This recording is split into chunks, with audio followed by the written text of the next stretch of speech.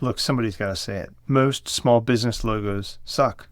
And yet I can't tell you how many times someone has asked me when they're hiring me to create their website or help them set up their digital marketing for their new business. They say, I need to get a logo first. Do you do logos? And I always say, you don't need a logo to get started.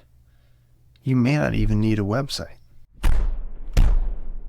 If you're starting a business and getting bogged down and stressed out by the whole logo website thing, this video is for you. I'm here to set your mind at ease and help you know what to do instead. All right, so if you don't need a logo to get started, and if you don't even need a website, what do you need? I'm going to talk you through the 3 things that I think are non-negotiable for when you're just getting started. First, you don't need a logo. Instead, you need to know who you're helping and how. A lot of web designers and other well-meaning people out there want you to start with vision boards and mood boards and building out a whole brand guide and brand style guide. But a lot of the time, it's a distraction from the real work of building a brand. Spoiler alert, your brand isn't your logo, it's your reputation. We're going to talk about logos and what you need instead, websites and what you maybe need instead of a website to start your business. And then the basic visual elements that you should nail down to have a cohesive visual identity. So first, you don't need a logo to start. You need to know who you're helping and how. If you're starting a business, you better be crystal clear on who you're helping and how. What problems are you solving? If you're still figuring that out, don't bother with a logo yet. Spend your time figuring out exactly who you're helping and how. The StoryBrand framework is really great for this. They use ancient epic story structure to help you talk about what you do and how you help people in a way that centers your customer or your client instead of you. Because you're not the hero of their story. They are. You're the guide. You're the Gandalf. Gandalf hat back there. You're the guide helping them on their journey, on their epic quest. So figuring out what problems you're solving for whom, that's way more important than having a logo to start. Spend your time honing that. Just to go on a little bit of a rant about how crappy so many small business logos are. A good logo works in black, or just white. It's visible, legible, recognizable at the size of your thumbnail. You should be able to temporarily tattoo it on your thumb and be able to make sense of it. Most small business logos that I see are actually illustrations more than logos. They've got all these colors and they've got all these little clip art elements to it. The nicest thing I can say about them is that they're illustrations. They're not logos. That's not to say that you can't have a color version of your logo, but your logo should work in black and it should work tiny. But the bottom line is, it's dumb to spend money and time on a fancy brand identity when you're still figuring things out, like basic things like who exactly are we serving and what exactly problems are we solving. Spend your time early on getting clear on that and worry about the logo later. Towards the end of the video, I'll tell you about what to do instead of a logo to start and have a cohesive brand identity. But there's one other thing that I have to talk about first, and that is a website. Now, it is true that having a website is a legitimizer. And I'm a web designer. I make my living fundamentally building custom websites for businesses. A good website is the hub of a company's digital presence and digital marketing strategy. If you think about a wagon wheel or a bicycle wheel with all the spokes that go out, all roads, social media, email, everything else, paid ads, lead back to that website. That's the online property that you totally control and where you can do business with customers directly, or where you can close the deal or make the sale or whatever it is. But don't let the perfect be the enemy of the good. You can start a business without a website. Remember at the beginning I said your brand is not fundamentally about your logo. It's about your reputation. If you don't have a website when you're starting a business, that's okay. Focus on building your reputation. If your business is in an industry where social media makes sense as a way to build that reputation and drive business, go for it. But chances are more universal than the need for social media accounts is a Google business profile. If your goal is to rank online for what you do, say you're a power washing company. My buddy Josh and I started a power washing company called Poor Boys Power Washing, I think it was, when we were undergrads. We ran it for just a year just doing work for people locally in the community. If we had started a website for Poor Boys Power Washing, it would have probably taken the first 6 months or even a year to get it to rank. But if we had started a Google Business Profile listing, it probably would have ranked much sooner than that. Remember how I said at the top that your brand is not your logo, it's your reputation? So your reputation is what people say about you, how people feel about you, if they recommend you to other people. In most industries, word of mouth is king. Reviews are this public, transferable kind of word of mouth. And so if you're just getting started, start your Google Business Profile. Create a Google Business Profile for your business. It's totally free. And start collecting reviews as you're solving people's problems. After you solve their problems and they're happy, ask them for a review and send them the link to review you. Side note, I made a whole video about different ways to gather, collect, filter reviews on your website. I'll link to that in the description. But the big idea here is, before you bother with any of that, create a Google Business Profile listing for free and fill it out completely and start getting reviews on it, like asking happy customers or happy clients for reviews. Start building that good reputation online. If you've ever done a Google search for some kind of service, a home contractor or cleaning or something like that, and seen sort of Google screened or Google guaranteed, these green badges beside a business profile listing, those are local service ads.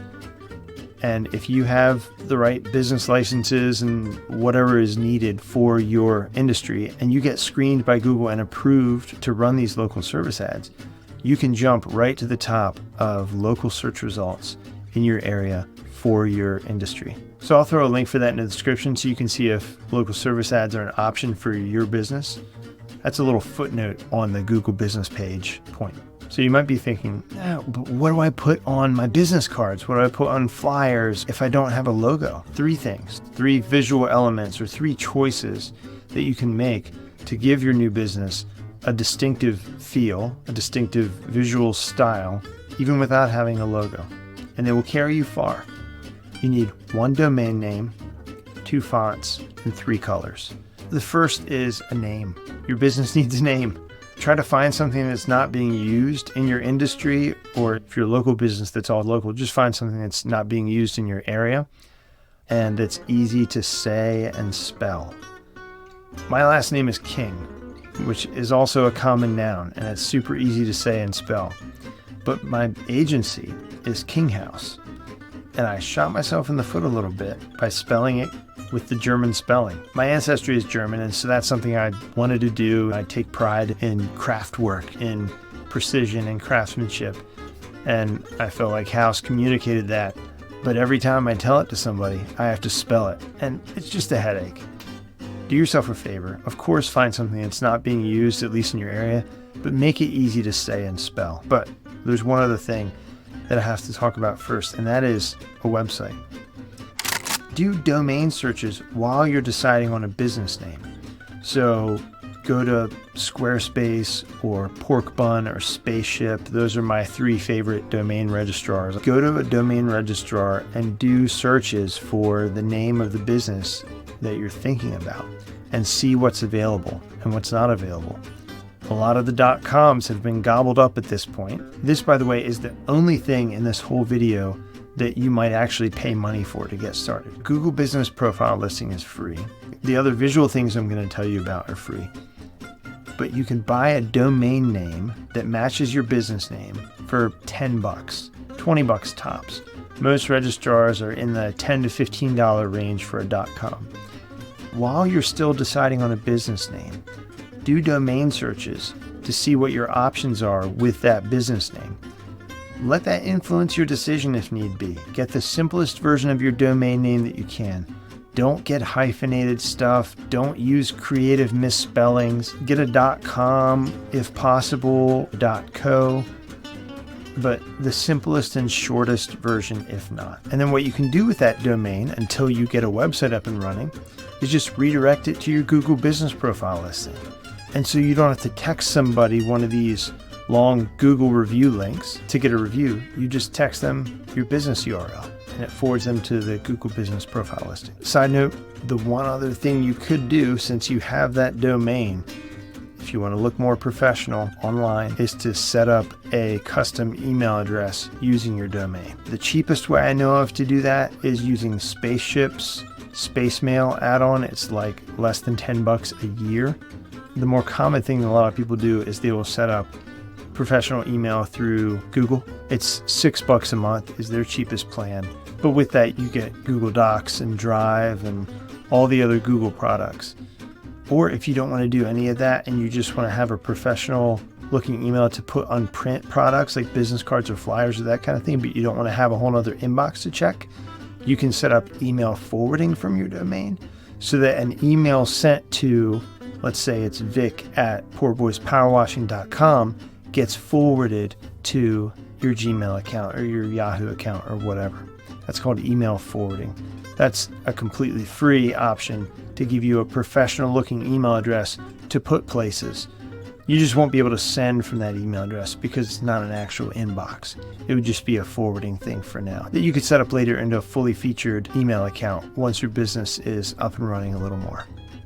So pick 2 fonts that go well together and use those in everything. If you're going to design everything in Canva, pick 2 Canva fonts. Otherwise, pick 2 Google fonts because those are free and available to use in a lot of different things, from Google Slides and Docs to a lot of website builders. It's really easy to use Google fonts on almost any website builder, so you're not going to lock yourself in down the line. One typography professional who has some really nice advice and examples on type pairings is Typewolf. I'll link to that in the description. But basically, pick 2 fonts that look good together and use them for everything. And just the real basic non-designery version of that I can give you is pick 1 font that's maybe fancy. You still want it to be hard to read, but something that's got a little more character. And then pick 1 that's a little more plain and works good for big blocks of text. So your fancier font or your bolder font, you would use that for your business name. You would use that in other header type areas. And then the plain or simpler font you would use for what they call body copy on your website when you eventually set it up. Or if you have a document or an invoice, you would use that font on most of the text in the invoice. So pick 1 sort of fancy font to use for your company name and on other things, and then pick a more plain, clean, super easy to read font to use on everything else. So 2 fonts. And then last, pick 3 colors. And the 3 types of colors you want to pick, you want to pick 1 dark color, 1 light color, and 1 bright color. Obviously, you need contrast for stuff to look good. If you're not creative and you don't want to think about it, black, white, and 1 bright color somewhere in the middle. If you don't want to go pure black and pure white, and use that bright color when you want to draw attention to something. One place to look for color palettes is a site called Coolors. I'll link to that down below as well. But don't get bogged down by a million color palette. If you want to keep it simple, just pick 3 colors: a dark color, a light color, and a bright color. The hex codes, that's a string of 6 digits, numbers, and letters that can stand for pretty much any color. So 222, 222 is a real nice dark gray. And FC, FC, FC is a real nice light gray, almost white and almost black. Those make a nice dark light combo if you don't want to go full black, full white. And then pick a bright color that you like that's not too dark and not too light. And use that bright color when you want to draw attention to something. If you use those colors and those fonts everywhere, your brand will have a distinctive, cohesive look. And people will start to get a feel for, oh, that looks like that's part of your stuff. But again, man, brand isn't fundamentally about logo or mood boards or brand guides or whatever. It's about your reputation, how people feel about you, what people say about you, and figuring out how to solve people's problems and then building that reputation is what you really need to focus on when you're just getting started. I just got a clipping of a fig tree from a friend and planted it in our yard. And they say about planting a tree that the best time to do it was 20 years ago, and the second best time to do it is today. The same is true of collecting emails. whether or not you do anything with social media to get started, whether or not you do anything with ads or anything like that as you're getting your business started, start collecting emails now. From the start, even if you don't have any plan for how you're going to use them yet, if you can start building an email list, even if it just exists for a while as a spreadsheet on your computer, where you're just keeping all of your customers' names and emails that have given you permission to email them, of course. But start collecting emails out of the gate, because building an email list, when you grow down the line and you want to do more stuff, that email list is going to be an incredible asset for your digital marketing.